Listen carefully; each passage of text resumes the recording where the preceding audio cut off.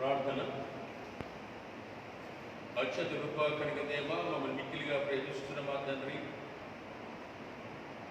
మీ ప్రేమలో మా ఆయుష్ కాలాన్ని పొడిగింపజేసి మరొక శుభదినాన్ని ప్రభుదినాన్ని మేము మా భక్తిపూర్వకంగా కుటుంబ సమేతముగా మా కుటుంబాల్లోనే ధ్యానించిన మహాభాగ్యం కలిగింపజేశారు తండ్రి.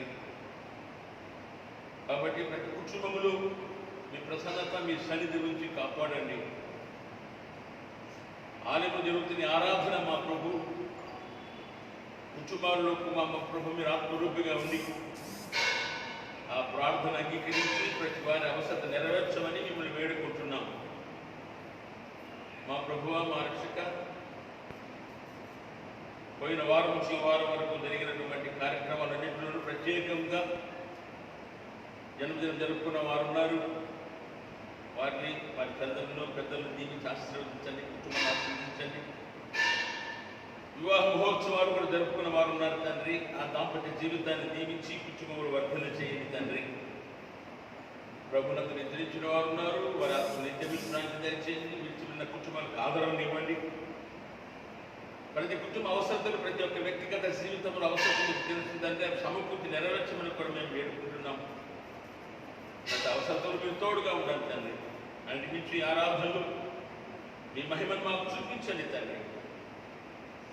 ఇక్కడ జరుగుతున్న ఆరాధన ప్రతి కుటుంబానికి మా ప్రభు ఆత్మరూపుగా పంపించి, ఆత్మరూపుగా ఉండి మీ ప్రసన్నత, మీ సన్నిధి నుంచి బలపరిచి కాపాడుతూ ప్రతి కుటుంబానికి మీ కంచె వేసి బలపరిచి ఎలాంటి సమస్య ఉత్పన్నం కాకుండా మీరే తోడుగా ఉండండి మా ప్రభువా. మరి ఎందుకు బట్టి ఈ కరోనా వైరస్ మరి ఎంతగానో విజృంభిస్తున్నటువంటి దినాన మా ప్రభు నిశ్చితమైతే వాటిని కరోనా వైరస్ అనుగురించి మా ప్రభు మీ పరిశుద్ధాత్మతో మా ప్రభు ప్రతి ఒక్కరిని కాపాడమని వేడుకుంటున్నాం. ఈ సమయంలో మా ప్రభు ప్రారంభం అంత్యం వరకు మేము పాడుతున్నప్పుడు, వాక్యం చదువుతూ ధ్యానిస్తున్నప్పుడు మీ ప్రసన్నత, మీ సన్నిధి మాతో ఉంచండి. మీ వెలుగులో మమ్మల్ని నడిపింపజేసి మమ్మల్ని అందరినీ కాపాడమని మా ప్రభువును ప్రియ రక్షణ క్రీస్తు ద్వారా మిమ్మల్ని వేడి బ్రతిమాలుకుంటున్నాము తండ్రి. ఆమేన్. ఆంధ్ర క్రైస్తవ కీర్తనల పుస్తకములో నుండి 383వ పాట పాడుకుందాం. చివరి వచనము పాడినప్పుడు సంఘమంతా లేచి నిల్చుండవని మనకి, ఆఖరి వచనము పాడినప్పుడు సంఘము లేచి నిల్చుండవని మనకి. 383వ పాట పాడుకుందాం. ప్రార్థన వినేడి పావనుడా, ప్రార్థన మాకు నేర్పుమయా. ప్రార్థన వినేడి పావనుడా, ప్రార్థన మాకు నేర్పుమయా. శ్రేష్టమైన భావము గూర్చి శిష్య బృందముకు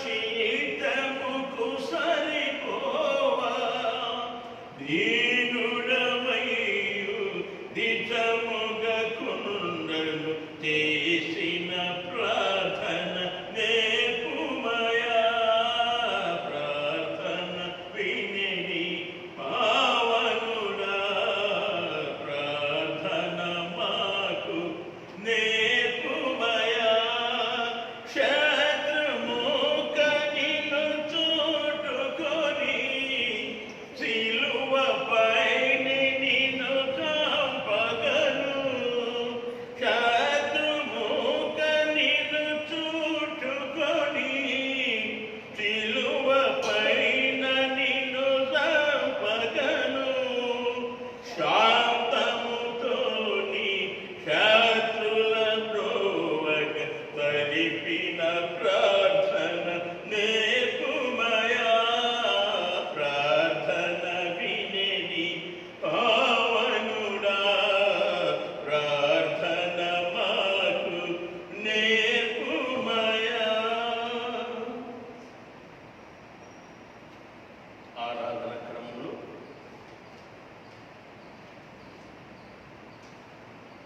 17వ పుటలో ఉన్నటువంటి ఆరాధన క్రమం అనుసరించడం.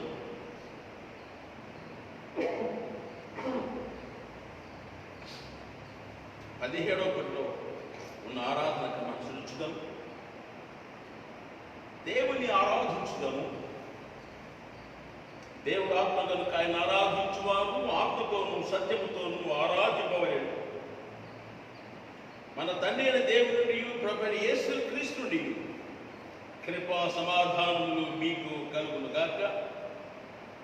ఇది యెహోవా ఏర్పాటు చేసిన దినము, దీని మీద మనం ఉత్సహించి సంతోషించదము. ఓ ప్రభువా మా పెదవులు తెరపుము, అప్పుడు మా నోరు నీ స్తుతిని ప్రచురపరచును. తండ్రికి నీ కుమారునికి నీ పరిశుద్ధాత్మకును మహిమ కలుగును గాక. ఆది అందులో ఇప్పుడు ఎల్లప్పుడూ ఉండినట్లు యుగములోనూ కలుగును గాక. అందరం కలిసి దిగువ ప్రార్థన చేద్దాం. తండ్రి అయిన దేవా, నీ శక్తి వలను నీ జ్ఞానము వలను సమస్తము సృష్టించినందుకును నీ కుమారుని మా రక్షకుడిగా ఇచ్చిన లోకమును ఎంతో ప్రేమిస్తున్నావని రుజువుపరచినందుకును నేను స్తుతించుచున్నాం. కుమారుడైన మా దేవా, మా అపరాధం నిమిత్తం అప్పగిబడి నీ తిరిగి లేచిన వల్ల మమ్మ నీతిమంతులుగా చేయటకు పాపము తప్ప నీ విషయములు మావలే చేయబడినకై నిన్ను స్తుతించుచున్నాం. పరిశుద్ధాత్ముడమైన దేవా, సత్యమంతుల్లో నడిపించి మా హృదయములలో దేవుని ప్రేమను కుమ్మరించినందుకై నిన్ను స్తుతించుచున్నాం. తండ్రి, కుమారుడు, పరిశుద్ధాత్ముడమైన దేవా, యుగములకు నీకే సమస్త స్తుతి మహిమ కలుగును కాక. మరొకసారి పాపుడు పిలుపు వాక్యమును జ్ఞాపకం చేసుకుందాం. నేను లేచిన తండ్రికి వెళ్ళి తండ్రి, నేను పరలోకమునకు విరోధముగా నీ ఎదుటను పాపము చేసి తిని ఇక మీద నీ కుమారుని అనిపించుకునే యోగ్యుడను కాదు. మనము పాపము లేని వారు మనం చెప్పుకునే మనమే మోసపుచ్చుకుందాము. మరి మనలో సత్యం ఉండదు. తన పాపను మనం ఒప్పుకునేడలా ఆయన నమ్మదగిన వాడు, నీతిమంతుడు కనుక మన పాపం క్షమించి సమస్త దుర్నీతి నుండి మనల్ని పవిత్రులుగా చేయండి. మనం మోకరించి లేదా కూర్చుని మౌనంగా ఉండి మనల్ని మనం పరీక్షించుకుందాము. సర్వశక్తిని కలిగిన తండ్రి, తప్పిపోయిన గొర్రెల మేము నీ మార్గములను తప్పి తిరిగి తిని మా హృదయముల ఆలోచనను ఆశమిక్కిని అనుసరించి తిని నీ పరిశుద్ధమైన ఆజ్ఞను మీరు తిని మేము చేయవలసినవి చేయక చేయరానివి చేసి తిని మాలో క్షేమం ఏమీ లేదు. ఆయన మా ప్రభువైన క్రీస్తు యేసు ద్వారా నీవు మనుషులకు తెలియజేసిన వాగ్దానముల ప్రకారం ఓ ప్రభువా, పాప పీడితుల మమ్మను కరుణింపుము. ఓ దేవా, తమ తప్పిదములు ఒప్పుకొని వారిని కాయుము. పశ్చాత్తాపడు వారిని తిరిగి చేర్చుకొనుము. మరి మిక్కిలి కలిగిన తండ్రి, నీ పరిశుద్ధ నామమునకు మహిమ కలుగులాగున మేమిక భక్తి, నీతి, సుబుద్ధులతో జీవించులాగున ఆయన నిమిత్తము దయచేయము. ఆమేన్. సర్వశక్తి కలిగిన దేవుడు మన సమస్త పాపం క్షమించి వాటిని మనం విడుదల చేసి మన నడత దిద్దుకుంటూ తగిన సమయం దయచేసి పరిశుద్ధాత్మ కృప యాదనము మన అందరికీ అనుగ్రహించును గాక. ఆమేన్. మనం కూర్చున్నట్టుగా దేవుడి వాక్యం చదవగా విందాం. రాజుల 2వ గ్రంథం 2వ అధ్యాయంలో ఉన్న దేవుడి వాక్యాన్ని చదువుకుందాం. పరిశుద్ధ గ్రంథం రాజుల 2వ గ్రంథము 2వ అధ్యాయము 10వ వచనం నుంచి 15 వరకు రాయబడిన దేవుని యొక్క వాక్యం చదువుకుంటాం.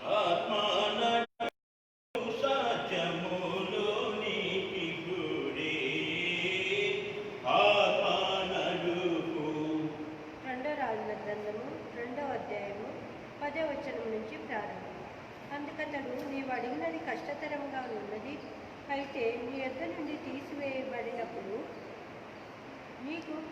నేను నీకు కనబడిన ఎడల ఆ ప్రకారం నీకు లభించదు, కనబడని ఎడల అది కాకపోనని చెప్పారు. వారు ఇంకా వెళుతూ మాట్లాడుచుండగా ఇదిగో అగ్నిరథమును అగ్ని గుర్రములను కనబడి వీరిద్దరిని వేరు చేశారు. అప్పుడు ఏలియా సుడిగాలి చేత ఆకాశమునకు ఆరోపణమైంది. ఎలీషా అది చూచి, నా తండ్రి నా తండ్రి, ఇశ్రాయేలు వారికి రథములు రౌతులు నీవే అని కేకలు వేశాడు. అంతలో ఏలియా అతనికి మరలా కనబడకపోయింది. అప్పుడు ఎలీషా తన వస్త్రమును పట్టుకొని 2 తునకలుగా చేశాడు. మరియు ఏలియా దుప్పటి కింద పడగా అతడు దానిని తీసుకొని యోర్దాను ఒడ్డునకు వచ్చి నిలిచి ఒంటి మీద నుండి కింద పడిన ఆ దుప్పటిని పట్టుకొని నీటి మీద కొట్టి, ఏలియా యొక్క దేవుడైన యెహోవా ఎక్కడ ఉన్నాడని అతడు ఆ దుప్పటితో నీటిని కొట్టగా అది ఇటు అటు విడిపోయినందున ఎలీషా అవతలి ఒడ్డునకు నడిచిపోయాడు. యెరికో దగ్గర నుండి కనిపెట్టుచూ ఉండిన ప్రవక్తల శిష్యులు అతన్ని చూసి, ఏలియా ఆత్మ ఎలీషా మీద నిలిచి ఉన్నదని చెప్పుకొని అతన్ని ఎదుర్కొనబోయి అతనికి సాష్టాంగ నమస్కారం చేసి అతనితో ఇట్లా నిడి ఇంతటితో దేవుని యొక్క వాక్యం సరే.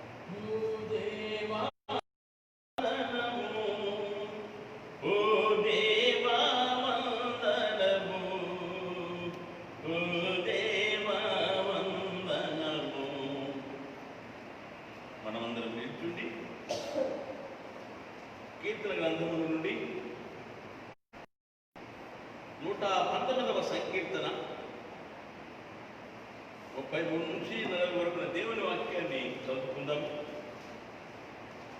119వ సంకీర్తన 33వ వచనం నుంచి 40 వరకు దేవుని వాక్యాన్ని చదువుకుందాం. యెహోవా నీ కట్టడలను అనుసరించుటకు నాకు నేర్పుము, అప్పుడు నేను గడమట్టుకు వాటిని గైకొందును. నీ ధర్మశాస్త్రం అనుసరించుటకు నాకు బుద్ధి దయచేయము, అప్పుడు నా పూర్ణ హృదయముతో నేను దాని ప్రకారం నడుచుకుందును. నీ ఆజ్ఞ దాడను చూచి నేను ఆనందించుచున్నాను, దాని యందు నన్ను నడవట్లేదు. లోభము తట్టుగాక నీ శాసనం తట్టున హృదయం త్రిప్పుము, వ్యర్థమైన వాటిని చూడకుండా నా కన్నులు త్రిప్పివేయము. నీ మార్గంలో నడుచుకుంటకు నన్ను బ్రతికించు. నీవిచ్చిన వాక్యము మనుషుల్లో నీ భయమును పుట్టించుతున్నది. నీ సేవకునికి దాన్ని స్థిరపరచుము. నీ న్యాయ విధులు ఉత్తములు, నాకు భయం పుట్టించుతున్న నా అవమానమును కొట్టివేయుము. నీ ఉపదేశములు నాకు అధిక ప్రియములు, నీతిని బట్టి నన్ను బ్రతికింపుము. తండ్రి కుమార శుద్ధాత్మకులు తగు స్తుతి మహిమలు కలుగుగాక. ఆదిని ఇప్పుడు నెల్లప్పుడు అయినట్లు యుగములనలుగాక. తండ్రి కుమార శుద్ధాత్మకులు తగు స్తుతి మహిమలు కలుగునమే. మనం కూర్చునిండుగా పత్రిక పాఠం చదివి వినిపించబడుతుంది. నూతన నిబంధన గ్రంథములో నుండి తీతు పత్రిక 2వ అధ్యాయంలో ఉన్న దేవుని వాక్యాన్ని చదవగా విందాం. అపోస్తులైన పౌలు తీతుకు రాసిన పత్రిక 2వ అధ్యాయము 10వ వచనం నుంచి 15 వరకు రాయబడిన దేవుని యొక్క వాక్యం చదువుకుందాం.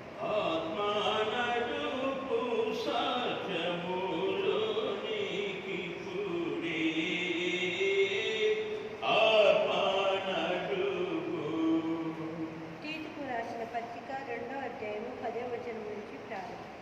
మన రక్షకుడము దేవుని ఉపదేశమును అలంకరించినట్లు తమ యజమానులకు ఎదురు మాట చెప్పక ఏమీ అపహరింపక సంపూర్ణమైన మంచి నమ్మకమును కనపరచుచు అన్ని కార్యముల యందు వారిని సంతోషపెట్టుచు వారికి లోబడి ఉండవలనని వారిని హెచ్చరించును.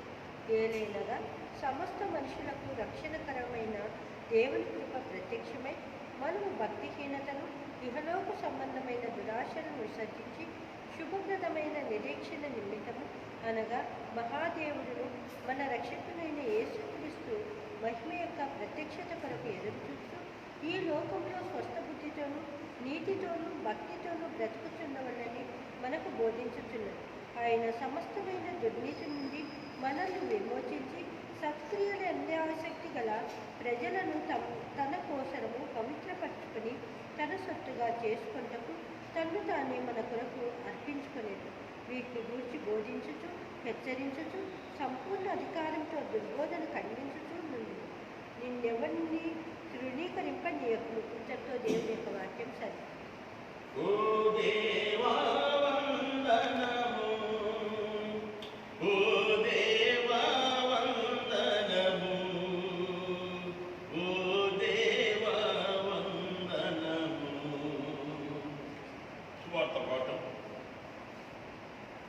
పరిశుద్ధ సువార్త యోహాను రాసిన శుభవార్త 3వ అధ్యాయం 22వ వచనము నుంచి 30 వరకు నా దేవుని వాక్యాన్ని చదవగా విందాం. ఆత్మానడుపు సత్యములోనికి పుడే, ఆత్మానడుపు. పరిశుద్ధుడైన యోహాను రాసిన శుభవార్త 3వ అధ్యాయం 22వ వచన ప్రారంభం. అటు తర్వాత యేసు తన శిష్యులతో కూడా యూదయ దేశమునకు వచ్చి అక్కడ వారితో కాలము గడుపుచూ బాప్తిసమిచ్చుచూ ఉండేది.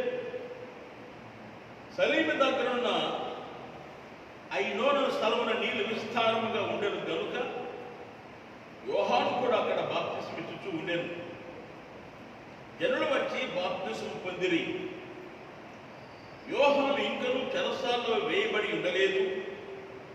శుద్ధీకరణాచారమును గూర్చి యోహాను శిష్యులకు ఒక యోధునితో వివాదము పుట్టెను గనుక వారు యోహాను వద్దకు వచ్చి, బోధకుడా, ఎవడు యోర్దాను అవతల నీతో కూడా ఉండెనో నీవెవరి గురించి సాక్షి ఇచ్చితువో ఇదిగో ఆయన బాప్తిసమిచ్చుచున్నాడు, అందరూ ఆయన దగ్గరకు వచ్చుచున్నారని అతనితో చెప్పిరి.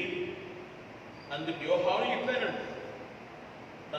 తనకు పరలోకము నుండి అనుగ్రహింపబడితేనే గాని ఎవడనూ ఏమీ పొందలేరు. నేను క్రీస్తును కాననియు ఆయన కంటే ముందుగా పంపబడిన వాడనే అని చెప్పినట్టు మీరే నాకు సాక్షులు.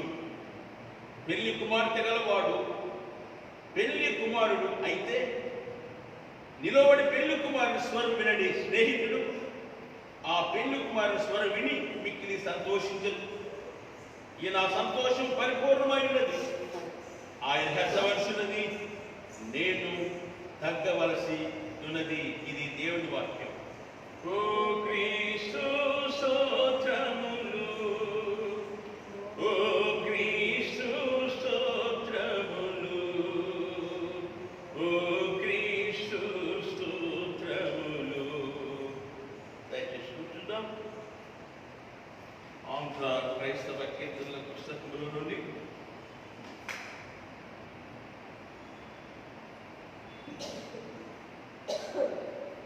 356వ పాట.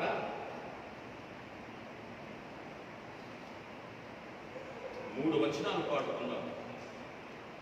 356వ పాట 1, 2, 3 వచనాలు మనం పాడుకుందాం. సాక్ష్యమిచ్చేదా మన స్వామి యేసు దేవుడంచు సాక్ష్యమిచ్చేదా, సాక్ష్యమనగ కనిన వినిన సంగతులను తెలుపుటయే, సాక్ష్యమనగ కనిన వినిన సంగతులను తెలుపుటయే, సాక్ష్యమిచ్చు కొరకు నన్ను స్వామి రక్షించెనంచు సాక్ష్యమిచ్చెదా, మన స్వామి యేసు దేవుడంచు సాక్ష్యమిచ్చెదా. దిక్కు దశయులేని నన్ను దేవుడెంతు కనికరించి, దిక్కు దశయులేని నన్ను దేవుడెంతు కనికరించి, మక్కువతో నాకు నెట్లు మనశ్శాంతినిచ్చినాడు సాక్ష్యమిచ్చెదా, మన స్వామి యేసు దేవుడంచు సాక్ష్యమిచ్చెదా. పల్లెటూళ్ళ జనుల రక్షణ భారమునపై గలదు, పల్లెటూళ్ళ జనుల రక్షణ భారమునపై గలదు, పిల్లలకు పెద్దలకు ప్రేమతో నా స్వానుభవము సాక్ష్యమిచ్చెదా, మన స్వామి యేసు దేవుడంచు సాక్ష్యమిచ్చెదా. బోధ చేయలేను వాదములకు బోను నాకదేల, బోధ చేయలేను వాదములకు బోను నాకదేల, నాథుడేసు ప్రభుని గూర్చి నాకు తెలిసినంత వరకు సాక్ష్యమిచ్చెదా, మన స్వామి యేసు దేవుడంచు సాక్ష్యమిచ్చెదా.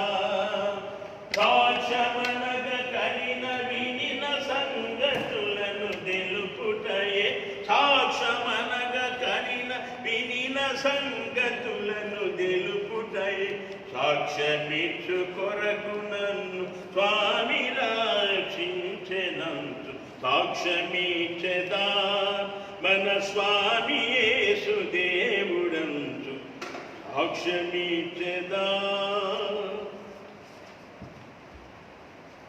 ప్రార్థన. మా ప్రభువా, మా రక్షక, నా నోటి మాటలు మా అందరి హృదయ ధ్యానం మీ దృష్టికి అంగీకారం చేయమని వేడుకుంటున్నాము తండ్రి. ఆమేన్. క్రీస్తు ప్రియమైన దేవుని బిడ్డలందరికీ ప్రత్యేకంగా మరొక శుభదినం దేవుడు ఇచ్చారు కాబట్టి ముందుగా మనం దేవాది దేవునికి వందనాలు మనం చెల్లించాలి. అంటే మీ చిందాక ప్రార్థనలో జ్ఞాపకం చేసుకున్నాం. మరి జన్మదినాలు జరుపుకున్నవారు, వివాహ మహోత్సవాలు జరుపుకున్నవారు, ప్రభు సన్నిధికి పిలువబడ్డ వారి గురించి, అదేవిధంగా ప్రతి కుటుంబ అవసరాల గురించి మనము ప్రార్థనలో జ్ఞాపకం చేసుకున్నాం. మరి జూలై 1వ తారీఖున అది డాక్టర్స్ డే. ఈనాడు ఉన్న కష్ట పరిస్థితులు డాక్టర్లు ఎంతగానో శ్రమ పడుతున్నారు. కాబట్టి జూలై 1వ తారీఖున డాక్టర్స్ డే కాబట్టి మరి బహుగా దేవుడు వారిని వారి కుటుంబాలు దీవించాలని తప్పక మనమందరం ప్రార్థన చేయాలి. డాక్టరు కోర్సులు ఉన్నవారు కావచ్చు, చదువుతున్న విద్యార్థులు కావచ్చు, పనిచేస్తున్న డాక్టర్లు కావచ్చు, మరి వారందరి కోసం కూడా మనము తప్పక ఆ దినాన వారి కొరకు ప్రత్యేకంగా ఏర్పాటు చేయబడింది కాబట్టి అందరూ కూడా మనం ప్రార్థన చేయవలసిన అవసరం ఎంతైనా ఉన్నది. కాబట్టి దేవాది దేవుడు ఆయన పరమ వైద్యుడైతే మరి ఈ లోక సంబంధంగా వైద్యులు దేవుడు ఏర్పాటు చేశారు. దేవుని యొక్క ప్రతిరూపాలుగా వారు ఎంతగానో పరిచయం చేస్తున్నారు. కాబట్టి మనమందరము ఆ వైద్య సిబ్బంది అయితేనేమి ఆ డాక్టర్ల కోసం కూడా మనం ప్రార్థన చేయవలసిన అవసరం జ్ఞాపకం చేసుకోవాలి. రెండవదిగా మన అనంతపురం డివిజన్ పనిచేస్తున్న పాస్టర్ రెవరెండ్ జె రవికుమార్ గారు మరి ఎంతకాలం మనతో పరిచయం చేశారు. కానీ ఈ మధ్యకాలంలో అస్వస్థత వల్ల వారు బెంగళూరులో చికిత్స పొందుతున్నారు కాబట్టి సెయింట్ జాన్స్లో వారు సంపూర్ణంగా కోలుకోవడానికి సమయోచిత జ్ఞానం దేవుడు వారికి దయచేయాలని కూడా మనం ప్రార్థన చేయాలి. మూడవదిగా సంఘ కాపురిగా ఉన్నాను కాబట్టి సంఘానికి చాలా మందికి తెలియదు. మరి మా తల్లిగారు 24వ తారీఖున ప్రభు పిలుపునందుకుని ప్రభు సన్నిధికి చేరారు. ఈనాటి వరకు ఎందరో తమ కండోలెన్సెస్ తెలియజేశారు, ఫోన్ల ద్వారా పరామర్శించారు, మరి ఫోన్ల ద్వారా సంతాపాలు తెలియజేశారు. అదే విధముగా చాలామంది కూడా ఇంటి దగ్గరకు వచ్చి పరామర్శించి మా బాధలో పంచుకొని మమ్మల్ని పరామర్శించారు. అలాగే ఎందరెందరో కూడా మా కొరకు ప్రార్థన చేస్తున్నారు. కాబట్టి మమ్మల్ని పరామర్శించిన వారిని, కండోలెన్సెస్ తెలియజేసిన వారు, సంతాపం తెలియజేసిన వారు, మాకు ఆదరణించిన వారు ప్రతి ఒక్కరిని కూడా నేను ప్రత్యేకంగా ఆలయంలో నుండి అందరికీ కృతజ్ఞతగా వందనాలు తెలియజేస్తున్నాను. కాబట్టి ఆ ఆత్మకు నిత్య విశ్రాంతి కలగాలని అందరూ కూడా ప్రార్థన చేయాలి.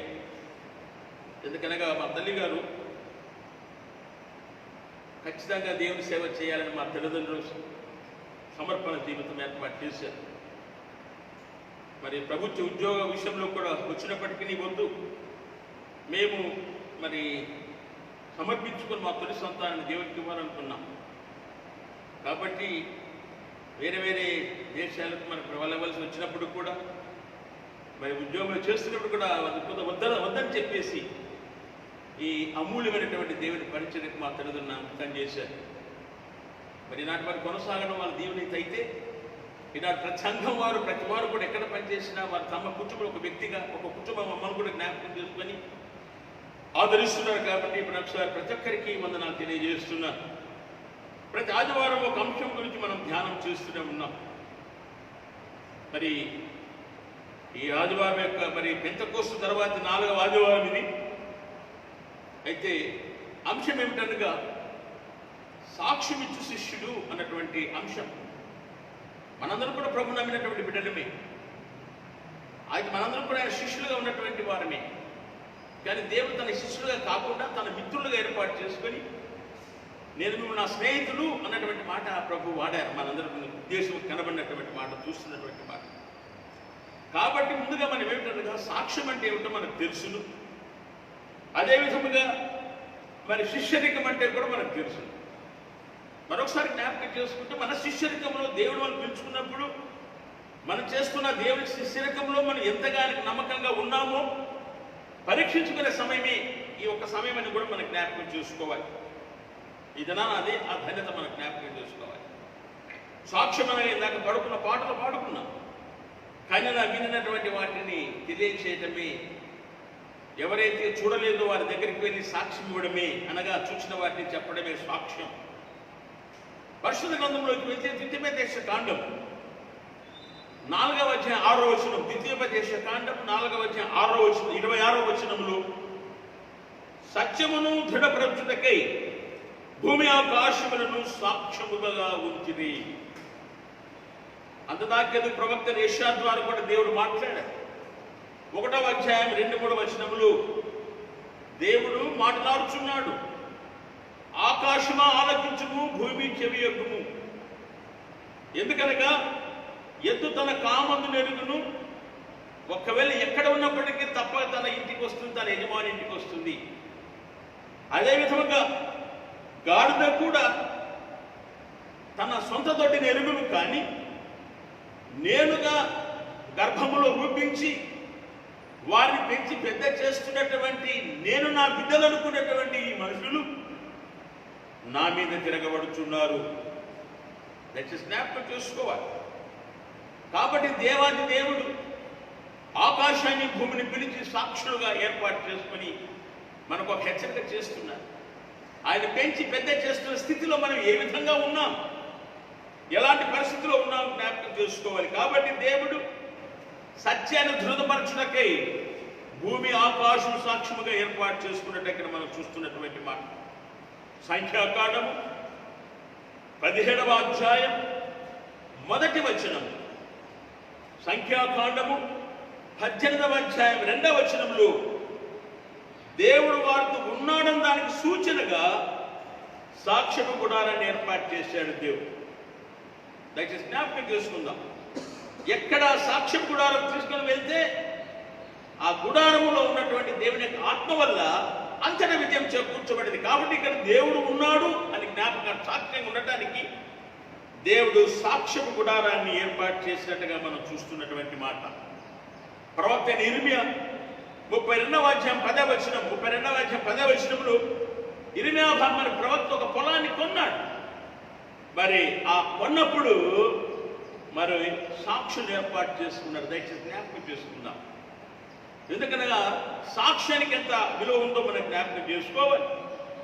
రూతు గ్రంథం 4వ అధ్యాయం 2వ వచనంలో బోయలు రూతుని వివాహం చేసుకున్న సమయాన సాక్షులు ఉన్నారు.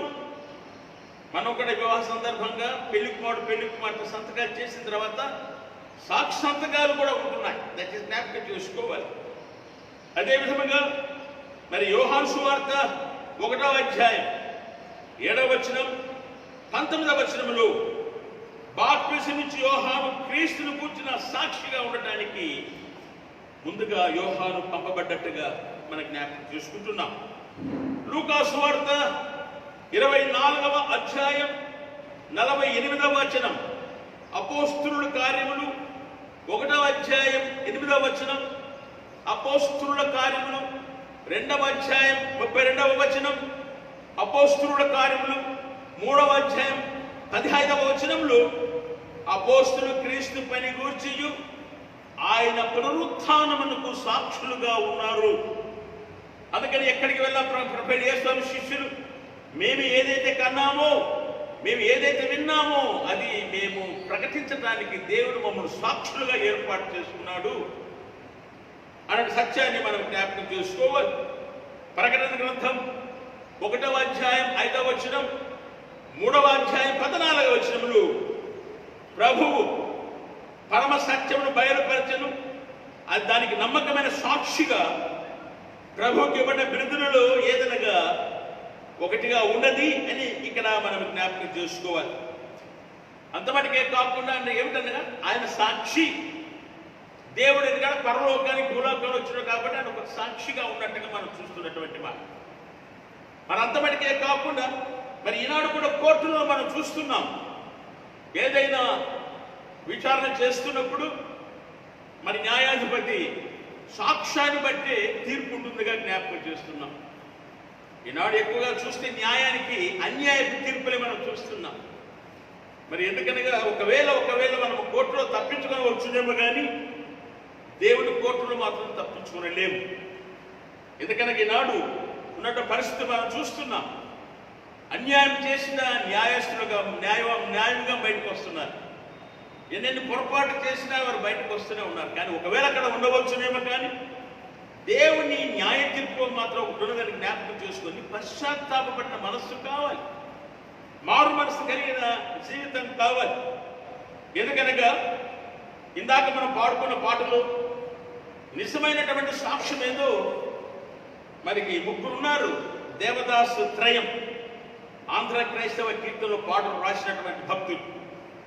అందులో ఇందాక మనం పాడినటువంటి పాటలు మరి ఆ పాటలు మనం ఆలోచన చేస్తే అది 350 పాట ఇందాక పాడుకున్నాం మనం. దయచేసి జ్ఞాపకం చేసుకోవాలి. ఈ దేవదాసు అంటే మల్లెల దేవదాసు గారు ఒకరు. అందులో ఆయన 1910వ సంవత్సరం నుంచి కూడా దేవుని వాక్యం ప్రకటిస్తూ లేని స్థితిలో దేవుని అంగీకరించిన తర్వాత నన్ను ఈ స్థితిలో ఉంచాడు కాబట్టి నేను దేవునికి సాక్షిగా నిలబడాలి అనే ఉద్దేశం చేతనే ఈ 350వ పాట రాసినట్టుగా మనందరికీ తెలుసును. అందుకనగా ఆయన ఎన్నెన్నో గ్రంథాలు రాశారు. తన పేదరికంలో ఉన్నప్పటికీ కూడా దేవుని మీద ఆధారపడి ప్రార్థన జీవితం కలిగినప్పుడు కావ్య చంద్రిక, జగద్రక్షణ, పంచ స్వతంత్ర నవల, సాక్షి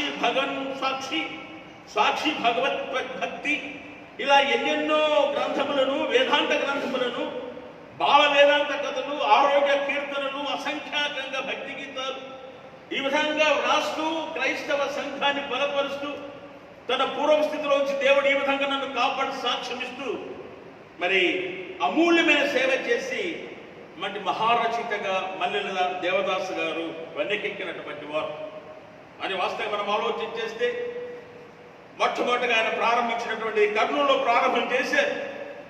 1920 సంవత్సరం మహాక్రైస్తవ సభలో ప్రప్రథమంగా ఒక్కసారి బయటకు వచ్చారు. అక్కడి తర్వాత తాను ఈ జీవితం నిష్క్రమణ అయ్యేంత వరకు కూడా తాను ఒక సాక్షిగా నిలబడి సేవ చేసినట్టుగా ఆ చరిత్రలో మనం చూస్తున్నటువంటి మాట.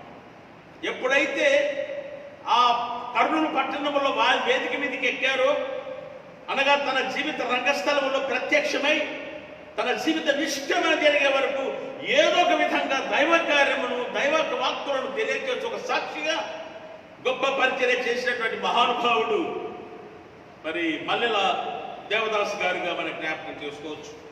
ఇలాగ ఎన్నెన్నో కీర్తనలు రాశారు ఆయన. ఎన్నెన్నో కీర్తనలు రాసినప్పటికీ కొన్ని మాత్రం సేకరించగలిగారు.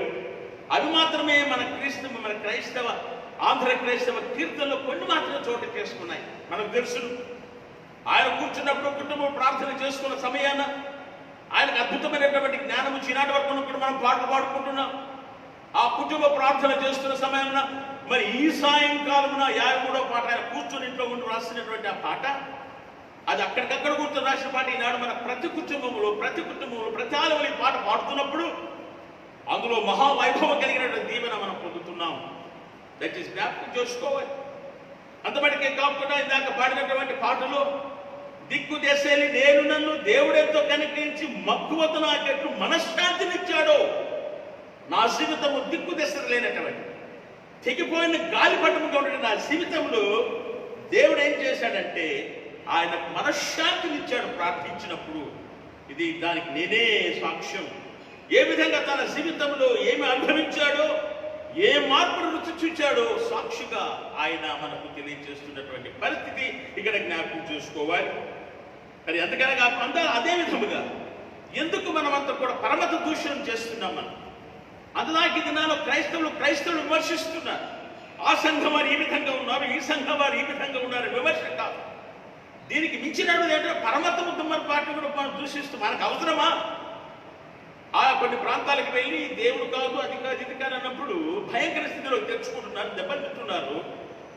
మరి క్రైస్తవ పరిచారం చేస్తున్నటువంటి సేవకులు మనకు అవసరమా? అందుకని భక్తుడు అంటాడు, పరమత దూషణములేల పరిహసించి పలుకుటేల, పరమత దూషణములేల పరిహసించి పలుకుటేల, ఇరుగు పొరుగు వారికెల్ల యేసుక్రీస్తు దేవుడంచు. ఇది ఆయన ఇచ్చిన సాక్ష్యం.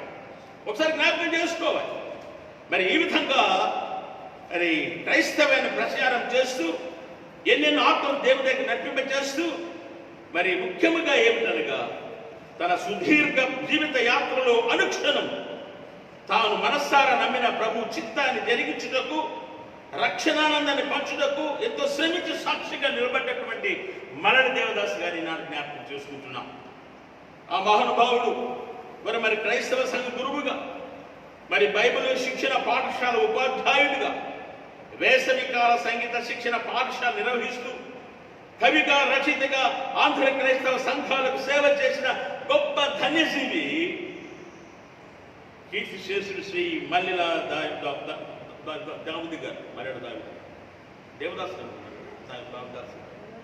మల్లెల దేవదాసు గారు. కాబట్టి ఆయన 1920 సంవత్సరం మే నెల 17వ తేదీ రాత్రి 10:45 ఈ లోకాన్ని విడిచినారు. కానీ అయినప్పటికీ ఈనాటి వరకు ఆయన సజీవంగా ఉన్నట్టుగానే ఆయన పాటలు పాడుకుంటున్నాం.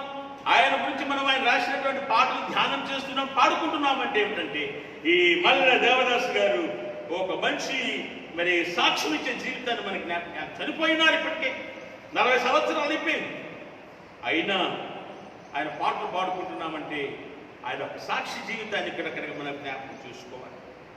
అది సాక్ష్యమైన జీవితం. అదేవిధంగా మనం ప్రభు బిడ్డలుగా ఉన్నాం, విశ్వసిస్తున్నాం. మన శిష్యత్వం ఏ విధంగా ఉంది, మన నమ్మకత్వం ఏ విధంగా ఉంది, మన జీవితం ఎలాంటి సాక్ష్యం ఇస్తున్నాం, ఇతరులు ఏ విధంగా ప్రభుకు చెప్పి మన ప్రభు వైపు నడిపింపజేస్తున్నాం ఒకసారి మనం జ్ఞాపకం చేసుకోవాలి. శిష్యులు అనగానే మనకు తెలుసు, గురువులైనటువంటి వారికి శిష్యులు ఉన్నారు.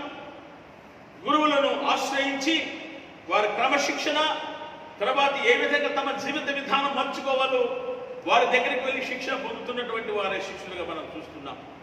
ఈనాడు విద్యార్థులు కూడా గురువు పాఠశాలకు వెళ్ళినప్పుడు వారు కూడా శిష్యరికం ద్వారానే ఒక మంచి భవిష్యత్తును వారు పొందుతున్నారని జ్ఞాపకం చేసుకోవాలి.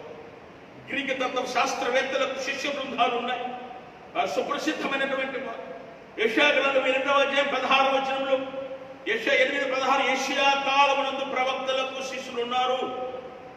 మార్క్సు వార్త 2:18, మత్తయి 14:12, యోహాను సువార్త 1:35 బాప్తిస్మ యోహానుకును పరిశీలకులు శిష్యులు ఉన్నారు. దయచేసి గమనించాలి ఈ శిష్యత్వం గురించి. ఎందుకనగా ఎవరైతే యేసుని వెంబడించారో ఆ 12 మందిని కూడా శిష్యులు అన్నట్టుగా మనము వాక్యంలో మనం చూస్తున్నటువంటి మాట దయచేసి జ్ఞాపకం చేసుకోవాలి.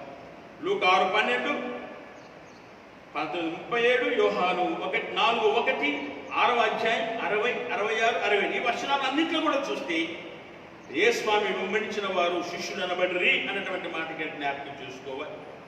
వాస్తవంగా శిష్యుడు అనగా త్యాగం కనుక కలిగి ఉండాలి. తన ప్రాణం ఇవ్వడానికి సంసిద్ధంగా ఉండాలి. అతమటికే కాకుండా తమ ఉపేక్ష కలిగిన జీవితం కలిగి ఉండాలి. ఒక స్థిరత్వము కలిగి ఉండాలి. ఇవన్నీ కూడా ఈ గుణలక్షణాలు కలిగి ఉన్నప్పుడే నిజమైన. అందుకనే ప్రభువైన యేసుని వెంబడించిన శిష్యులు మరి తమ జీవిత పర్యంతం కూడా హతసాక్షులుగా వారు ప్రభు కొరకు సాక్షులుగా హతసాక్షులుగా వారు నివసించారు. అందరినీ ప్రభు దగ్గర నడిపించినట్టుగా మనం చూస్తున్నటువంటి మాట. లూకా సువార్త 9వ అధ్యాయం 18-20 వచ్చిన అక్కడ మనం చూస్తే లూకా 9:18 స్వామి ప్రార్థన చేస్తూ ఒంటరిగా ఉన్న సమయం అని దయచేసి జ్ఞాపకం చేస్తున్నాం. ఎందుకనగా యేసుస్వామి తన శిష్యులు వెంబడించిన శిష్యులు ఒకసారి వారి మనోవైఖరి జ్ఞాపకం చేసుకుంటున్నారు.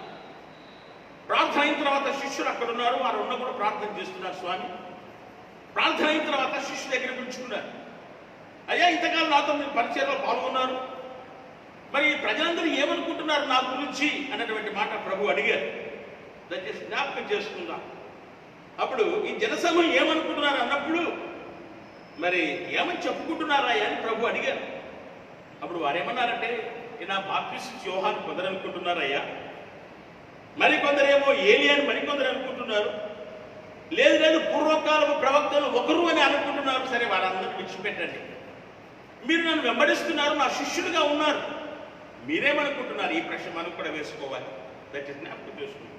ప్రజలు ఏమని అనుకోండి, మీరు నన్ను వెంబడిస్తున్నారు, మీరు నా శిష్యులుగా ఉంటున్నారు, శిష్యుడిగా పొందారు, మరి మీరేమనుకుంటున్నారు? ప్రజలు వదిలిపెట్టారు, మీరు నాతో పాటు ఉన్నారు.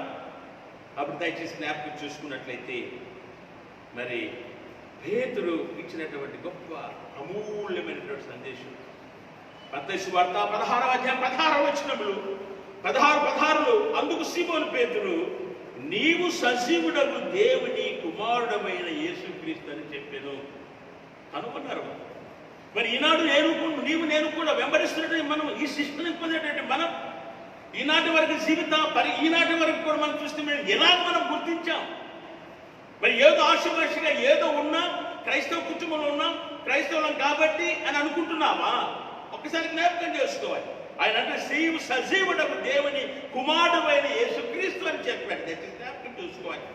యోహాను సువార్త 6వ అధ్యాయం 69వ వచనంలో, నీవే దేవుని పరిశుద్ధుడవని మేము విశ్వసించి ఎరిగి ఉన్నాము. అదండి కావలసినటువంటి పరిశుద్ధమైన దేవుడు నీవే. రోమిలకు రాసిన పత్రిక 10వ అధ్యాయం 9వ వచనం, రోమా 10:9లో, యేసు ప్రభువని నీ నోటితో ఒప్పుకొని, ఇది మనం ఆలోచన చేయాలి.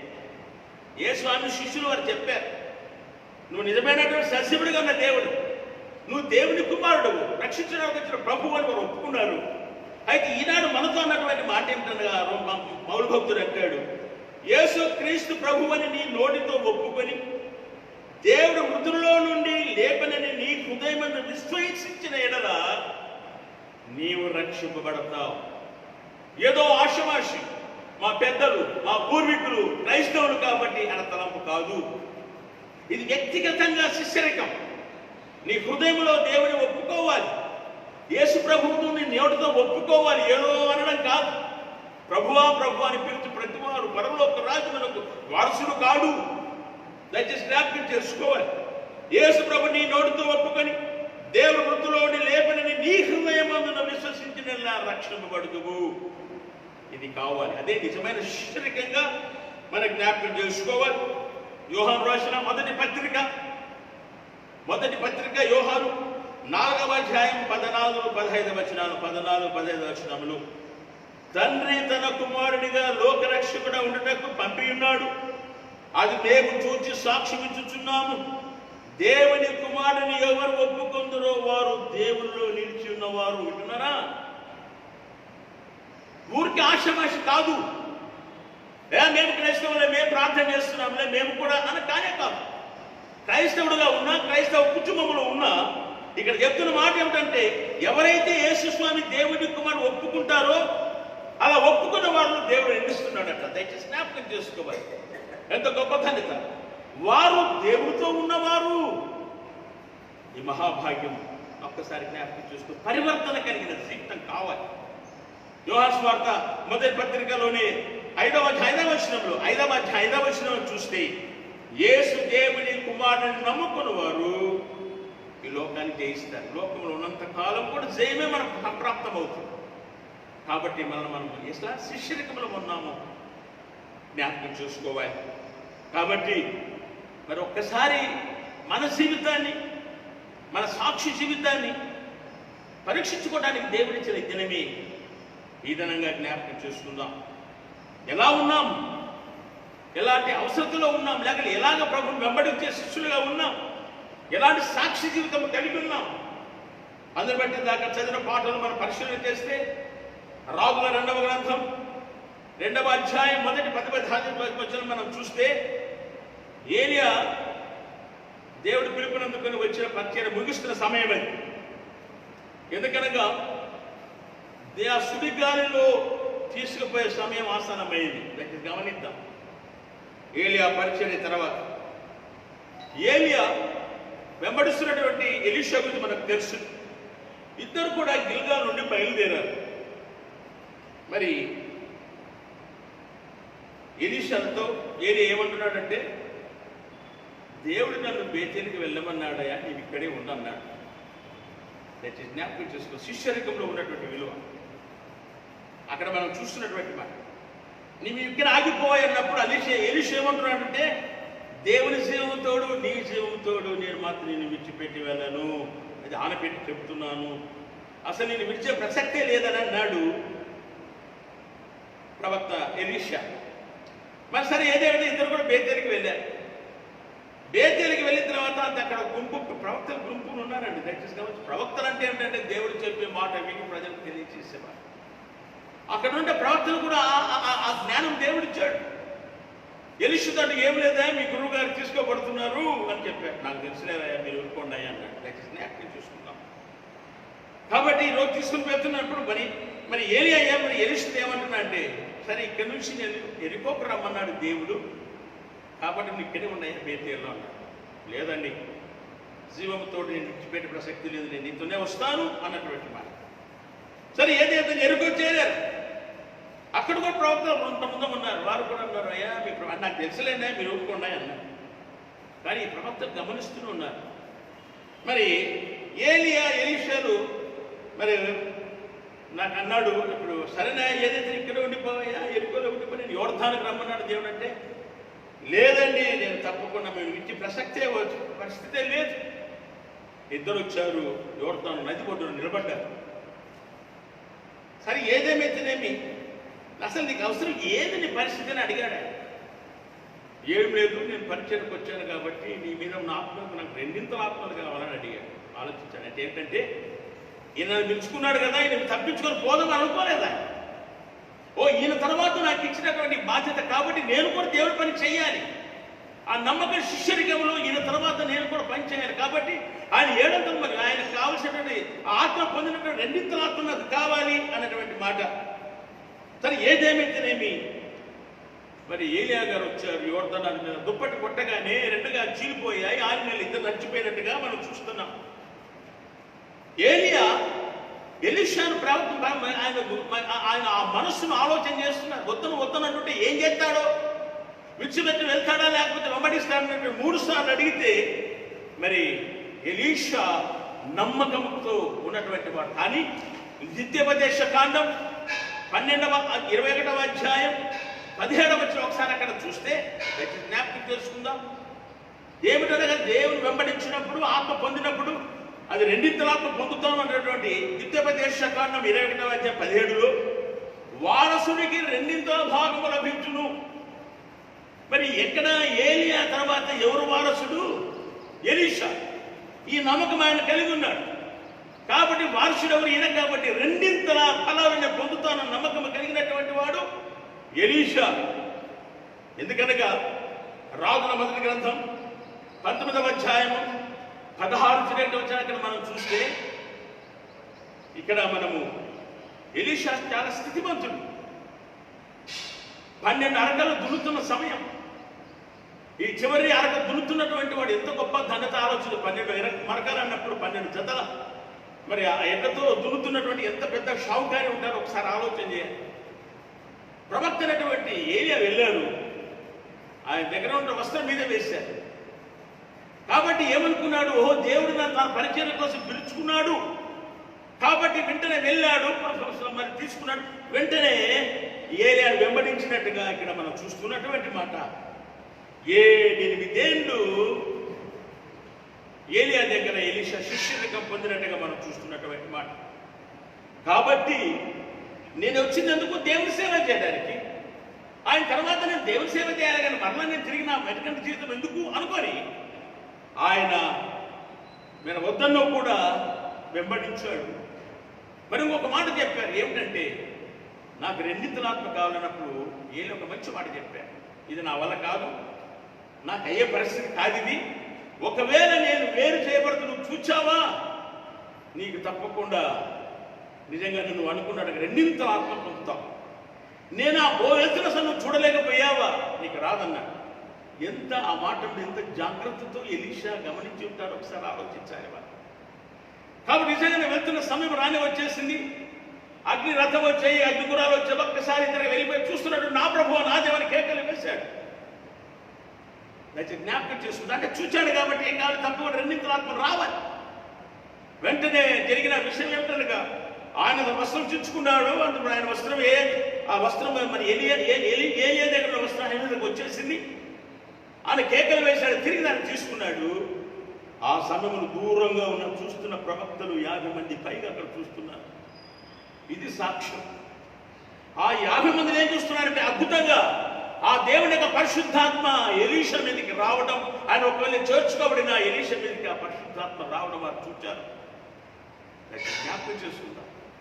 మరి అది ఇందాక వచ్చిన యోర్దాను నది మరలా పారుతూ ఉంది. ఆ దుప్పటి తీసుకున్నాడు, మరలా కొట్టాడు, అది చీలికయింది. నడిచేస్తేనే అక్కడ గమనించిన శిష్యులు ఒక్కసారి పాదాల మీద పడ్డారు.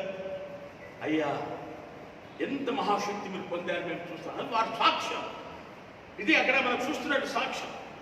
మరి రెండింటి ఆశలు పొందడానికి పొందడమే కాకుండా మరి ఏలియా 7 అద్భుతాలు చేస్తే ఈయన 14 అద్భుతాలు చేశాడు. దయచేసి గమనిద్దాం. ఇది రెండింతల ఆత్మ పొందినటువంటి ధన్యత. నీ దేవుడు నా దేవుడు ఎప్పుడు కూడా తన ఆత్మతో మన వరాలు నింపాన్ని ఎప్పుడు కూడా ఇష్టపడుతున్నటువంటి సమయం. దేవుడు మనం ప్రార్థన చేసినప్పుడు నిజంగానే దేవుడు మనం అనుకుని నెరవేర్చేటువంటి స్థితిని మనకిస్తాడు. అది వారు గమనించారు.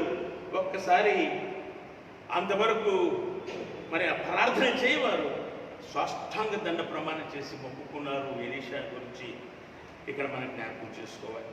అవును, మరి ఎన్నెన్నో అద్భుతాలు మరి 7 సూచక్రియ ఏలియా చేస్తే ఎలీషా మరి రెండింతల ఆత్మ పొందాడు కాబట్టి 14 సూచక్రియలు చేసినట్టు మనం చూస్తున్నటువంటి మాట. 60 సంవత్సరాలు దేవుని ఆజ్ఞాన ప్రకారంగా ప్రవక్తగా పనిచేశాడు ఎలీషా. దయచేసి జ్ఞాపకం చేసుకున్నాం. ఎంత నమ్మకమైన శిష్యత్వం కలిగి ఉంటాడో ఆలోచన. అరే నేను నా సమస్తాన్ని వచ్చిపెట్టి వచ్చానే, ఈయన పోయినా నేను తప్పించుకుందాం అనుకునే అది కాదు. నన్ను దేవుడి పిలిచిన సేవ కోసం కాబట్టి నేను కూడా దేవుని సేవ చేయాలి అనేటువంటి ఉద్దేశం కలిగినటువంటి వాడు. రాజుల 2వ గ్రంథం 13వ అధ్యాయం 21-22 వచనాలు చూస్తే ఎలీషా మరణమయ్యారు. ఆయన తీసుకుని పోయి సమాధిలో ఉంచారు. అంతకుముందు ఒక సమాధిలో ఒక శవం ఉన్నది. ఈయన శల్యములు తాకగానే ఆడు ప్రతి బయటకు వచ్చేసాడు. గుందగా ఉంచబడినట్టు సమాధి. దయచేసి జ్ఞాపకం చేసుకుందాం. అందుకే యేసుస్వామి పరిచర్యలో కూడా చూస్తే ఎప్పుడో జరిగినటువంటి పాత నిబంధన చరిత్ర స్వామి కూడా జ్ఞాపకం చేస్తున్నారు. లూకా సువార్త 4వ అధ్యాయం 26వ వచనంలో రాజుల 2వ గ్రంథం 5వ 14లో ఎందరో కుష్ఠరోగులు ఉన్నారు ఆ దినాల ఇశ్రాయేలు, కానీ నయమాను మాత్రమే అనేటువంటి పాత నిబంధనలో సత్యాన్ని ఎలీషా ద్వారా ఇక్కడ ప్రభు మనకు తెలియజేస్తున్నట్టుగా మనం చూస్తున్నటువంటి ఎందరో ఉన్నారు సిరియా దేశంలో కుష్ఠరోగులు, కానీ నమ్మకంతో వచ్చారే. మరి ఏ విధంగా ప్రవక్త చెప్పిన మాట విన్న ప్రకారం మునిగారే. ఈ ఒక్క నయమాను తప్ప ఎవరు కూడా ఇది తెలిసి కూడా చాలా మంది రాలేకపోయారు. మహాభాగ్యం మరి నయమాను మాత్రమే కలిగి ఉన్నట్టుగా మనం చూస్తున్నటువంటి మాట దయచేసి జ్ఞాపకం చూస్తున్నాం. అందాక చదివినటువంటి కీర్తనలో 119వ కీర్తన 30-44 పైన ఒక మాట రాశారు. హే అన్నటువంటి మాట రాశారు. హే ఈ 119 అంతా కూడా రాశారు. హే అన్నటువంటి మాట ఏమిటంటే ఈ అక్షరములు హెబ్రీ అక్షరాలలో 5వది. దీని ఉద్దేశం ఏమిటంటే ప్రతి పంక్తిలో నీ అనే మాట వాడబడతా, అంటే దేవుని గురించి చెప్పబడినటువంటి మాట. హీ అన్నటువంటి పెద్ద అక్షరాలతో రాస్తామా. హీ అంటే చిన్న అక్షరం రాస్తాం అతడు, అదే పెద్ద పని ఓల్డ్ అంటే హెచ్ రాశామనుకోండి, హెచ్ఈ అది దేవునికి సంబంధించినటువంటి మాట. కాబట్టి ఇక్కడ కూడా ఏమిటంటే నీ అన్నమాట ప్రతి పంక్తిలో నీ ఉపదేశము, నీ ధర్మశాస్త్రము, నీ ఆలోచన అన్నటువంటి ప్రతి పంక్తిలో నీ వస్తుంది. కాబట్టి హే అన్నటువంటి మాట అక్కడ రాశారు. దయచేసి జ్ఞాపకం చూసుకోవాలి. అక్కడ కూడా ధర్మశాస్త్రం అయితేనేమి, ఆయన వెంబడించడం అయితేనేమి, ఆయన వాగ్దానాలు అయితేనేమి ఈ జ్ఞాపకం చేసుకోవాలి. నీ 119వ కీర్తన మనం చూస్తున్నటువంటి అందుని బట్టి హే అన్నటువంటి మాట వాడారు.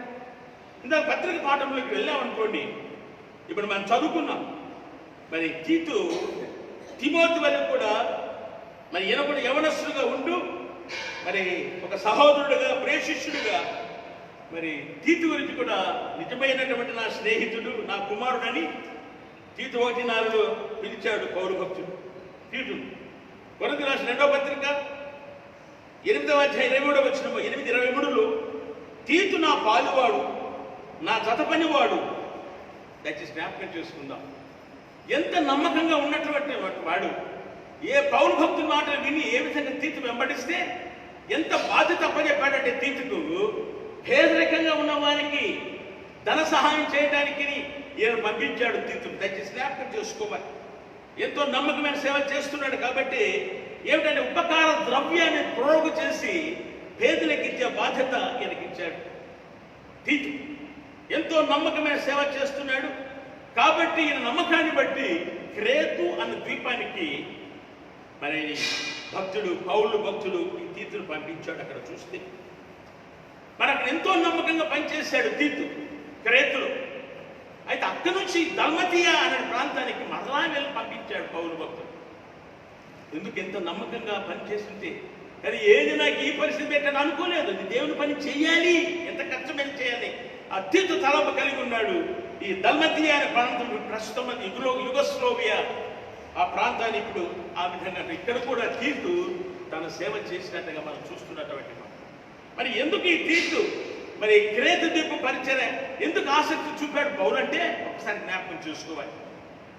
ఈ పెంతెకోస్తు పండగ దినాన 15 దేశాల నుంచి వచ్చారు. ఆ 15 దేశం నుంచి వచ్చినటువంటి వారిలో ఈ క్రేతు సంఘం నుంచి క్రేతు నుంచి వచ్చిన వారు ఉన్నారు. అక్కడ వాక్యం విన్నారు. ఆ విన్నవారు వెళ్ళి అక్కడ క్రేతు సంఘములు తీర్మని అక్కడ సంఘాన్ని స్థాపించారు.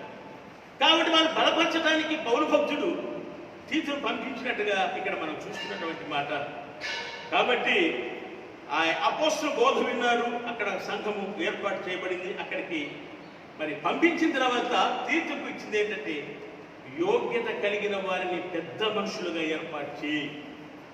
సంఘ పెద్దలందరూ కూడా స్వస్థబుద్ధి కలిగి ఉండాలి, ప్రార్థన చేయాలి, వాక్యోపదేశం చేసే వారిని, మంచి మనస్సు కలిగిన వారిని అలాగా మన దేవుని చేత ఏర్పాటు చేసి వారిని సంఘ పెద్దలుగా ఏర్పాటు చేయి. అంతగా ఎందుకనగా నీకు ఎన్ని ఆటంకాలు రావచ్చును, కానీ ప్రార్థన పూర్వకంగా నువ్వు చేయవలసింది సంఘ పెద్దలు. వారు ప్రార్థించే వారుగా ఉండాలి, వాక్యం చెప్పువారుగా ఉండాలి, స్వస్థ బుద్ధి చేసి కలిగిన వారుగా ఉండాలి, మంచి మనసు కలిగి అలాంటి వారిని నువ్వు సంఘ పెద్దలుగా ఏర్పాటు చేసుకో. సంఘాన్ని కూడా నువ్వు చేయవలసిందే. సంఘాన్ని కూడా ఏ విధంగా ఆధ్యాత్మిక ఎదగాలో ఆ సంఘాన్ని నడపడం కోసం ఈ పత్రికను రాసి పంపించడం. భయపడవలసిన అవసరం లేదు. యోగ్యుల పెద్దలను నియమించాలి, ఆజ్ఞాపించు. వారు ఎలాంటి వారో యోగ్యత కలిగి ఉండాలో తీర్పు రాసి మరి పంపించినట్టుగా ఈ పత్రిక రాసినట్టుగా మనం చూస్తున్నటువంటి మాట. రెండవదిగా అబద్ధబోధకులు వస్తారు, చాలా జాగ్రత్త తీసుకో. అంతమటికే కాదు, సంఘ పెద్దలు చేయవలసిన పని, సంఘముల స్త్రీల బాధ్యతలు, ఇవన్నీ హితబోధ ప్రకటించి ఇవన్నీ కూడా వారు ప్రదర్శించేటట్టుగా అవన్నీ తెలియజేయాలి వారికి. నువ్వు తీర్పు రాసిన పత్రిక 2వ అధ్యాయం 13-15 వచ్చిన అక్కడ మనం చూస్తే, మహాదేవుడు మన రక్షణ యేసుక్రీస్తు ప్రత్యక్షత కొరకు ఎందుకు వీరు సిద్ధపడతారు తెలుసా? సంఘానికి కావచ్చు, సంఘ పెద్దలు ఎందుకు వీరు సిద్ధపరచాలంటే స్వామి ప్రత్యక్షత జరగబోతున్నది. దయచేసి జ్ఞాపకం చేసుకుందాం. మరి ఈ లోకంలో స్వస్థ బుద్ధితోనూ నీతితోనూ భక్తితోనూ బ్రతకాలి. ప్రభు మన కొరకు తన ప్రాణం అర్పించి మన తన సొత్తుగా చేసుకున్నాడు. కావున భక్తిహీనత, ఇహలోక సంబంధ దురాశను విడిచి శుభప్రదమైనటువంటి నిరీక్షణ కొరకు ఎదురు చూడాలి. సంఘమైతేనేమి, సంఘములో పెద్దలైతే జ్ఞాపకం చూసుకోవాలి. కాబట్టి నువ్వు ధైర్యంగా ఉండు. కాబట్టి అలాంటి ప్రత్యక్షత కొరకు ఎదురు చూడాలని ఆనాడు ఆ సంఘానికి రాస్తే, ఈనాడు మనం కూడా స్వామి యొక్క రాకడం కదా ప్రత్యక్షత కొరకు మనం కూడా ఎదురు చూస్తూ ఉండాలని జ్ఞాపకం చూసుకోవాలి. అదేవిధంగా సువార్త పాట చదువుకున్నాం. యోహాను సువార్త 3వ అధ్యాయంలో ఇందాక చదువుకున్నటువంటి మాట ఏమిటంటే, యేసు పస్కా పండుగ అయిన తర్వాత నికోదేముతో మాట్లాడి జ్ఞానోదయం కలిగింది నికోదేముకు. మరి మరి యూదేయ దేశానికి స్వామి వెళ్తున్నట్టుగా మనం చూస్తున్నటువంటి మాట. మార్కు సువార్త 1:15లో శిష్యులు బాప్తిస్మమిస్తున్నారు. ఏమనిస్తున్నారు? మీరు పశ్చాత్తాపపడి దేవుని వైపు మళ్లించుకోండి, అప్పుడు మీరు పరిశుద్ధాత్మ పొందుతారు, కాబట్టి మీరు బాప్తిసం పొందండి. యోహాను భక్తుడు ఇంకా చెరసాలు యోహాను చెరసాలు వేయబడలేదు కాబట్టి ఆయన ఊరుకోలేదు. ఆయన కూడా మొట్టమొదటి శిక్షితమని ఆయన కూడా సాక్ష్యం, యేసు స్వామికి దేవుని చేత పంపబడినటువంటి సాక్ష్యం. కాబట్టి ఇంకా చెరసాల్లో వేయలేదు కాబట్టి ఏం చేస్తున్నాడు? ఆయన కూడా బాప్తిసం ఇస్తున్నట్టు సమయం. ఆ సమయంలో యోహాను శిష్యులు ఉన్నారు. ఒక యూదుడితో ఒక వివాదం కలిగింది. ఏ వివాదం అంటే శుద్ధీకరణాచారం గురించి వివాదం కలిగింది.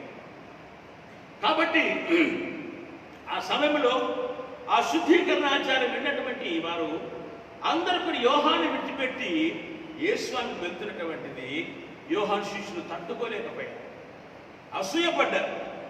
వెళ్ళారు, యోహాను దగ్గరికి వెళ్ళారు. అయ్యా, ఏంది పరిస్థితి? నీ దగ్గరకు వచ్చి బాప్తిసం తీసుకున్నాడు, ఆయన శిష్యులు అక్కడ బాప్తిసం ఇస్తున్నారు, ఆయన శిష్యులు కూడా ఆయన కూడా అక్కడ ఉన్నారు. కాబట్టి ఏమిటంటే జ్ఞాపకం చేసుకుందాం, ఈ అసూయ అనేటువంటిది సంఘాన్ని కాదు, కుటుంబాలను కూడా అది నాశనం చేసేటువంటి మనస్తత్వము. మరి అసూయ అన్నటువంటిది జ్ఞాపకం చేసుకోవాలి. ఇది నాడు క్రైస్తవులు కనబడుతున్నటువంటి దుర్గుణం అసూయ అన్నటువంటిది. సంఘములో కలతలు తీసుకొని వచ్చేది, వ్యక్తికి మధ్య మరి విభేదాలకు అసూయ కారణం. ఇతరుల గురించి చెప్పి వారి మనస్సు కూడా వికలం చేసి వారిని కూడా ఏమిటనగా మరి మనస్తత్వం, అలాంటి మనస్తత్వం సంఘాల్లో ఉంది, క్రైస్తవుల్లో కూడా లేకపోలేదు. ఇది జ్ఞాపకం చేసుకోవాలి. కాబట్టి ఆ అసూయతో ఏమంటున్నాడంటే, మరి యేసు స్వామి కూడా అంటే వారందరూ కూడా మీరు బాప్తిసం ఇస్తున్నారు, యేసు కూడా నీ దగ్గరగా బాప్తిసం పొందాడు కదా. కాబట్టి మరి చెప్పినప్పుడు జ్ఞాపకం చూసుకుందాం. మరి అన్నిటిని మించి ఏమిటంటే బాప్తిసం యోహాను ఏమంటున్నాడు అంటే, నేను మాత్రం క్రీస్తు కాను. దీనికి మీరే సాక్షులు. నేను మొదటి నుంచి మీకు చెప్తున్నాను, యోహాను తాను ఎప్పుడు కూడా హెచ్చించుకోలేదు, హెచ్చించుకోవాలని ప్రయత్నం చేయలేదు. ఎప్పుడు కూడా నేను గొప్ప అని చెప్పుకోలేదు. అరే ఏ స్వామి కంటే నేను ముందు వచ్చానయ్యా, 6 మాసాల ముందు వచ్చాను, ఎప్పుడు తను గొప్పగా చెప్పుకోలేదు. తాను శిష్యరికంలో ఎప్పుడు కూడా తగ్గింపు కలిగినటువంటి వాడు, హెచ్చింపు ఎప్పుడు కూడా కోరలేదు. ఇంకొక మాట ఏమంటున్నాడంటే, మరి యోహాను భక్తుడు పెళ్లి కుమారుడు స్నేహితుడు మాత్రమే నేను. పెళ్లి కుమారుడు ఆయన యేసు ప్రభువు, సంఘము వధువు. కాబట్టి నేను స్నేహితుడు మాత్రమే, కానీ వధువు సంఘానికి యేసుక్రీస్తుకు సంబంధం ఉన్నది. కాబట్టి వధువు సంఘం ఇప్పుడు ఆయన కోసం ఎదురు చూడాలి. దయచేసి జ్ఞాపకం చూసుకోవాలి. ఏమిటనగా సంఘం అంటే విశ్వాసం కదా. ఎఫెసీ 5:23 31, 32, ప్రకటన 19, 7, 8 ఇవన్నీ కూడా విశ్వాసులందరూ కూడా పెళ్లి కుమార్తె సంఘంగా చెప్పబడిన మాట. కాబట్టి పెళ్లి కుమారుడు స్నేహితునికి ఉన్నారే తప్ప, కాబట్టి ఆ పెళ్లి కుమారుడికి పెళ్లి కుమార్తెకి సంబంధం అంటే ప్రభు అయిన యేసువానికి సంఘానికి సంబంధం. నేను కేవలం ఆయన ప్రకటించడానికి, ఆయన మార్గం సరళము చేయడానికి నేను వచ్చినటువంటి మాట. దయచేసి జ్ఞాపకం చేసుకోవాలి. ఎందుకనగా ఒక ఉదయించే సూర్యుడు ఉన్నప్పుడు మరి ఆ సమయంలో నక్షత్రాలన్నీ కూడా వెలుగు తగ్గిపోతాయి. అలాగే నేను ఒక తగ్గిపోయే నక్షత్రమైన ఉదయించే సూర్యుడు ప్రభు యేసుక్రీస్తు. కాబట్టి నేను తగ్గింపబడాలి. దయచేసి జ్ఞాపకం చేసుకోవాలి. మరి అంతమటికే కాకుండా ఒక మంచి మాట ఏమంటున్నాడంటే, దేవుడు ప్రతి వారికి ఒక తలాంతి ఇచ్చారు. దయచేసి జ్ఞాపకం చేసుకుందాం. ఎంత మంచి మాట అయితే తెలియజేస్తున్నాడు. ఎంతమంది అయినా వెళ్ళనండి, వెళ్ళాలి, అదే మంచిది. నేను ఇప్పుడు కోరుకోకూడదు. ఎందుకంటే మరి ముఖ్యంగా దేవుడు ప్రతి ఒక్కరిని ఒక ప్రత్యేకమైన పని కొరకు ఏర్పాటు చేసి, ఇది విషయం మనం మర్చిపోతున్నాం. ఏదో ఉన్నాము, తింటున్నాము, తిరుగుతున్నామని కాదు. ఈనాడు మనం ఏర్పాటు చేయబడ్డామంటే, దేవుని చేతి పిలువబడ్డామంటే అక్కడ రాబడిన ఏమిటంటే ఒకసారి జ్ఞాపకం, దేవుని చేతి ఏర్పడుతున్నాం మనం. ఎందుకంటే ఒక పని మనకు అప్పచెప్పాడట, ఆయన బిడ్డగా, ఆయన శిష్యుడిగా. ఆ పనిని మనం తుదముట్టించాలి. ఆ తుదముట్టిన ఏదో ఒక తలాంతి ఉంచాడు నీలో. ఎంత మంచి మాట అంటారు. దేవుడు ఎందుకు ఏర్పాటు చేసుకున్నాడు ఈ లోకంలో? నీవు ఆయన ఇచ్చిన పని తుదముచ్చించిన ఒక సాధనమును, ఆ సాధనంగా ఉన్నటువంటి నీవు ఆ తలాంతి ఇచ్చిన తలాంతుతో నువ్వు దేవుని కనపరచాలి. పాట పాడుతున్నావు, పాట పాడు. వాక్యము చదువుతున్నావు, చదువు. నీకు ఇచ్చిన జ్ఞానాన్ని బట్టి ఏది ఇచ్చాడు దేవుని పేరు నువ్వు చేసేయి. ఇది ఈ విధంగా ప్రతి తలాంతు దేవుడికి ఒకరికి ఇచ్చారు. కాబట్టి నాకు ఇచ్చిన తలాంతి ఏంటో తెలుసా? నేను క్రీస్తు కొరకు నేను త్రోవలు సిద్ధపరచాను. ఇది నాకు ఇచ్చిన తలాంతి. ప్రతి ఒక్కరికి దేవుడు ఒక తలాంతి ఇచ్చారు. దయచేసి జ్ఞాపకం చేసుకోవాలి. కాబట్టి నేనేమిటంటే క్రీస్తు కొరకు నేను ఆ త్రోవను సిద్ధం చేయాలి. దేవుని చిత్త ప్రకారము ప్రజలందరూ యేసు వైపు వెళ్ళటమే న్యాయమే అన్నటువంటి మాట ఇక్కడ మనం చూస్తున్నటువంటి మాట. కాబట్టి క్రీస్తును ప్రేమైనటువంటి దేవుని బిడ్డలారా, నీకు నాకు ఒక తలాంతు దేవుడు ఇచ్చాడు. ఒక కుటుంబం ఒక తలాంతు, సంతానం ఒక తలాంతు, మరి భార్యాభర్తల జీవితం ఒక తలాంతు, మరి మీకు ఇచ్చిన స్థితి ఒక తలాంతు, ఉద్యోగం ఒక తలాంతు, ఎన్నెన్నో తలాంతులు ఇచ్చారు. అలాగే నాకు ఒక తలాంతు ఏమిటంటే, యేసు స్వామి రాబోతున్నాడు, ఆయన త్రోవను సరళం చేయాలి నేను. అది నాకు ఇచ్చిన తలాంతు. దయచేసి జ్ఞాపకం చేసుకుంటున్నాను. ఏ విధంగా బాప్తిస్మ యోహాను రాబోతున్న స్వామిని ఘనపరచాలని జ్ఞాపకం చేసుకోవాలి. ఆయన ప్రేమ, స్వార్థం ఇవన్నీ కూడా ఏమిటంటే స్వార్థ త్యాగం కలిగినటువంటి వాడు.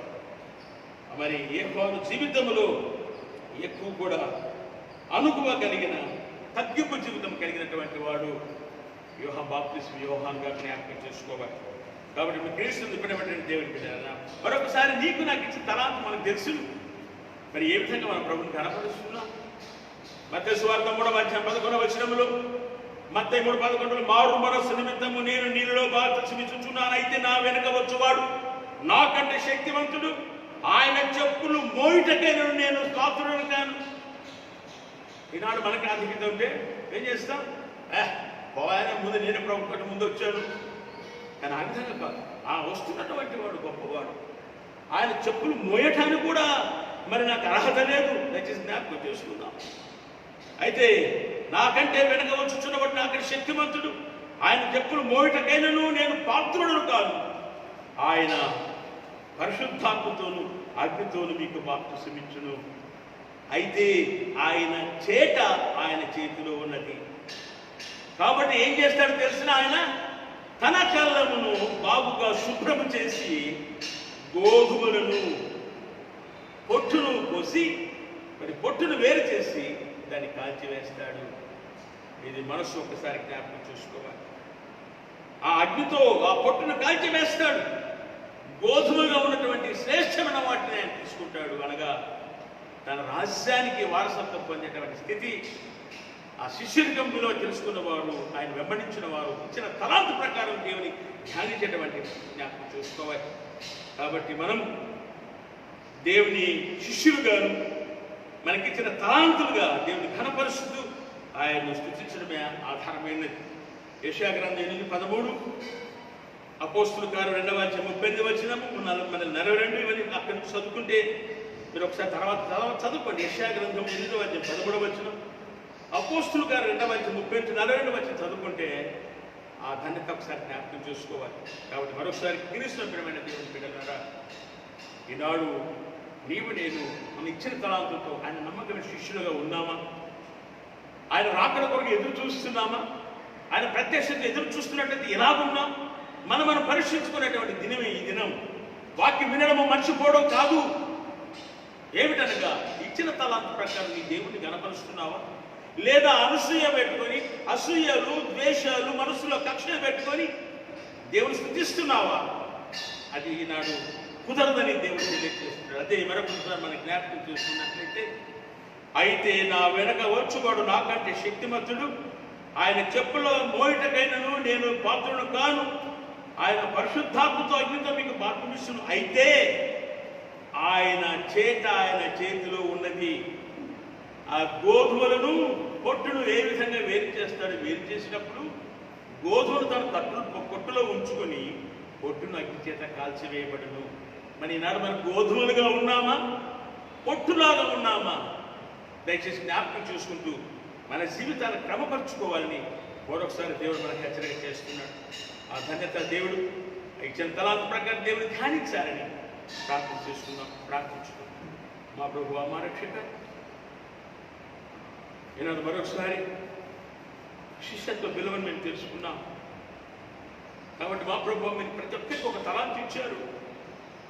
ఆ తలాంతు ప్రకారమే మిమ్మల్ని మేము ధ్యానించినప్పుడు మీ పొట్టులో ఉన్న గోధుమలుగా ఉపయోగపడేవారుగా ఉంటామని, లేని పక్షంలో ఎగిరిపోయినటువంటి గాలికి ఎగిరిన పొట్టు అది కాల్చివేయబడుతుందని తెలియజేశారు తండ్రి.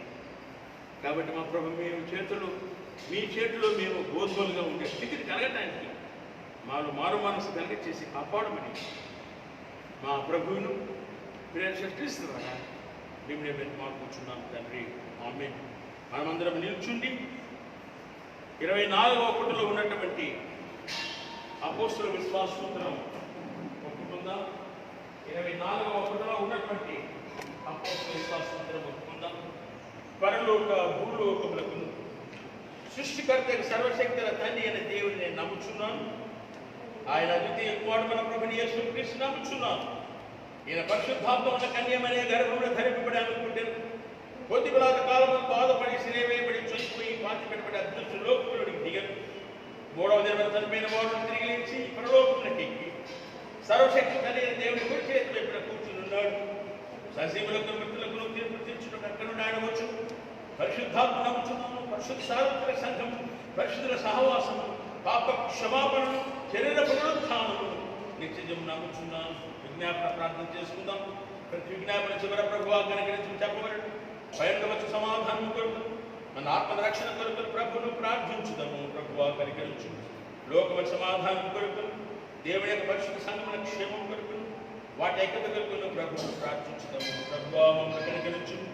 మన అధ్యక్షులందరి కొరకును, ఇతర సంఘ సేవకులందరి కొరకు, మన మోడరేటర్ గారు, మరి మోడరేటర్ కమిషనర్గా ఉన్నటువంటి మరి రసాలం గారు మరి ఉత్తమ హృదయంతో నిర్మల మనస్సాక్షితో తమ సేవ జరిగించినట్లు ప్రభును ప్రార్థించుదాము.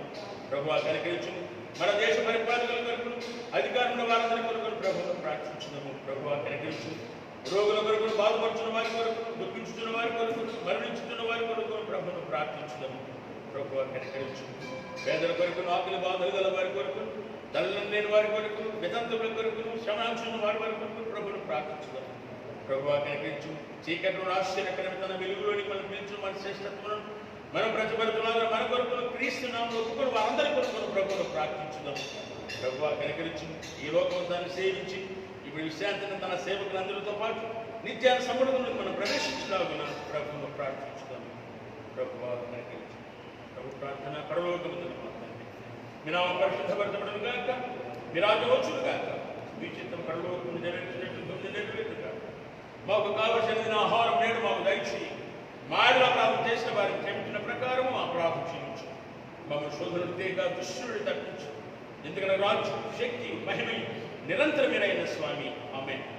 మన ప్రభు యేసు క్రీస్తు కృప, తండ్రి అయిన దేవుని ప్రేమ, పరిశుద్ధాత్మ కన్యని సహవాసమానికులు, దేవుని ఆధారపడి జీవిస్తున్న వారికి, ప్రత్యక్షంగా పరోక్షంగా ఆరాధిస్తున్న వారికి, సమస్త మానవాళికి, భక్త కోటికి ఆయన సమాధానం, సంతోషం, ఆయురారోగ్యం బలపరిచి నడిపించి ఈ కరోనా వైరస్ దేవుడు దూరపరిచి మనందరినీ కాపాడి నడిపించును గాక. ఆమేన్. మరొకసారి అందరికీ ప్రభు యేసు నామమున వందనం తెలియజేస్తున్నాను. మరోసారి అనుకున్నాను కానీ మరలా ఈ నెల ఆఖరి వరకు కూడా మరి లాక్డౌన్ ఏర్పాటు చేయబడింది కాబట్టి, మరి కేసులు ఎక్కువగా వస్తున్నాయి కాబట్టి, మరి మన మటుకైతే జాగ్రత్తగా ఉన్నప్పుడు ఏం కూడా చేసాం. ఆనాడు కూడా జలప్రలయం అప్పుడు ఎవరికి తెలియకుండానే అందరూ పోయారు, కానీ ప్రార్థన కుటుంబం కాపాడబడి. అలాగే నాకు కరోనా వైరస్ ఎవరికి కంటి కనబడడం లేదు కదా. అయినప్పటికీ ఏంటంటే దైవభక్తి కలిగి జీవితం కావాలి. ఏ ప్రభుత్వ నిర్ణయం ప్రకారం ఏర్పాటు చేసిన పద్ధతుల ప్రకారం శానిటైజర్ అనుకుందాం, మరి సామాజిక డిస్టెన్స్ అనుకుందాం, మరి ఎక్కడికి వెళ్ళినా మరి దూరంగా ఉంటూ మరి మన ఆ భద్రతలు మనం ఉన్నప్పుడు ఈ వైరస్ ఏం చేయాలి.